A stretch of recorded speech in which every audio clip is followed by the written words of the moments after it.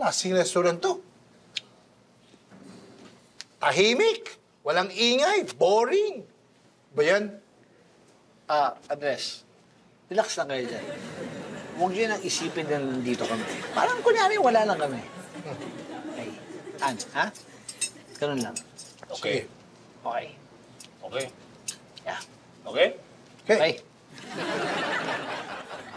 An, kumusta ka naman? Ay, si Ann, nako. Grabe yan. Wala kang ginawa kundi hintayin yung text ni Andres. Talaga? Kinig na kinig pag nagte-text.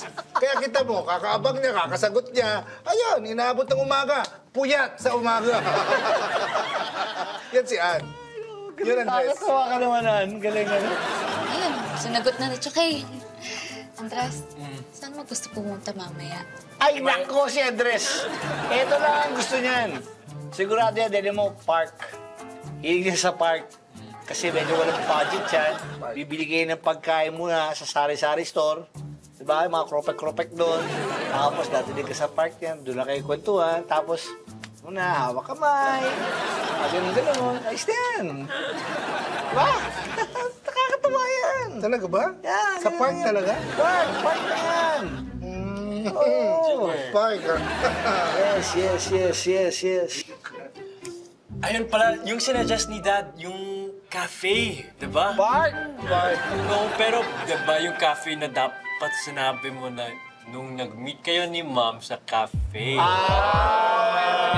ba yun ang sinadjust mo dati sa Ako, bahay? kasama nun. Perfect na perfect date spot. Okay. Tama. Actually, doon sa park, may cafe nga pala doon. Tama. Hindi ko naisip yan. Oy! No. Ano pong order ninyo? Ha? Order po ninyo. Order daw.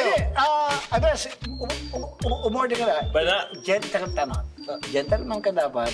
Ikaw lang umorder, okay? Sakto lang yung budget mo. Umorder ka lang ng tig-isa silang one piece lang na chicken. Okay po. Okay, yung value meal, ha? Teka lang. Bakit? Ikaw, orderin mo yung pinakamahal. Kasi babae ka. Deserve mo yan. Dapat pinakamahal. Hindi naman practical yung ganun. Kasi pagkamahal, parang isa nasasayang lang. Hindi naman mauubos yan eh. O anong gusto mong order ni Andres? Chicken ka lang. Ilan? One piece. Pati mo. Tigda dalawa. Tapos, large mo lahat. Isama mo na rin yung dessert nila. Di ba? May additional dessert. Kunin mo yung nakita kong cake sa estante nyo. Yes, yun. sir. Yun ang dalhin mo. Buo dito. Lagay nyo. Hindi isang buo. Isang slice lang. Bakit sa slice lang? Apat tayo.